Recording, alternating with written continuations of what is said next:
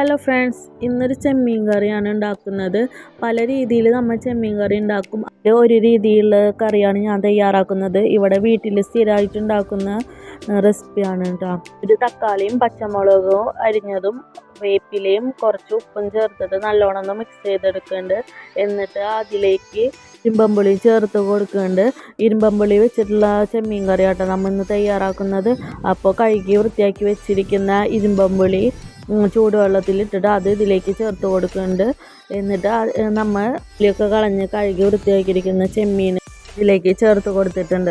ഇനി നമുക്ക് അതിലേക്കുള്ള അരപ്പ് തയ്യാറാക്കാം. അതിന് വേണ്ടിയിട്ട് മിക്സിയുടെ ജാറിലേക്ക് കുറച്ച് നാളികേരം ചിരകി വെച്ചിരിക്കുന്നതും അതുപോലെ തന്നെ ഒരു ഇഞ്ചിയുടെ ചെറിയ പീസ് അരിഞ്ഞതും 1 ടീസ്പൂൺ മഞ്ഞൾപ്പൊടിയും 1.5 ടീസ്പൂൺ മുളക് പൊടിയും ആവശ്യത്തിനുള്ള വെള്ളവും ചേർത്തിട്ട് മിക്സിയിൽ നല്ലോണം ഒന്ന് അരച്ചെടുക്കാം.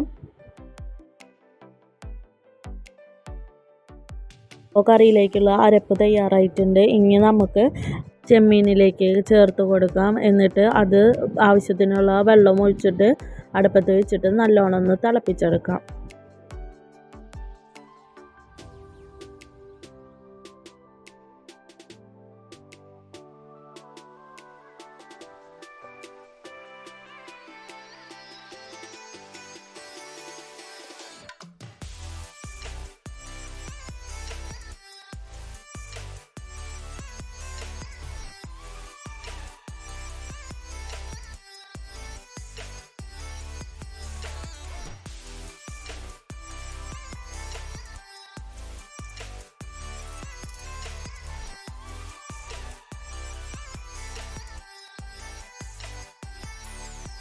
ഇതിപ്പോൾ നല്ലോണം തിളച്ചിട്ട് മീനൊക്കെ വെന്ത് നല്ലോണം സെറ്റായി വന്നിട്ടുണ്ട്. നെയ്യൊക്കെ തെളിഞ്ഞ് വന്നിട്ടുണ്ട്. ഇനി ചെമ്മീൻ കറിയിലേക്ക് ഒരു താളിപ്പ് തയ്യാറാക്കാം. അതിന് വേണ്ടിയിട്ട് വെളിച്ചെണ്ണ ചൂടായി വരുമ്പോൾ അതിലേക്ക് ഉലുവയും അതുപോലെ തന്നെ ചെറിയ ഉള്ളി ചെറുതാക്കി അരിഞ്ഞതും വേപ്പില ഇട്ടിട്ട് അതൊന്ന് മൂത്ത് വരുമ്പോൾ അതിലേക്ക് ഒഴിച്ചു കൊടുക്കാം.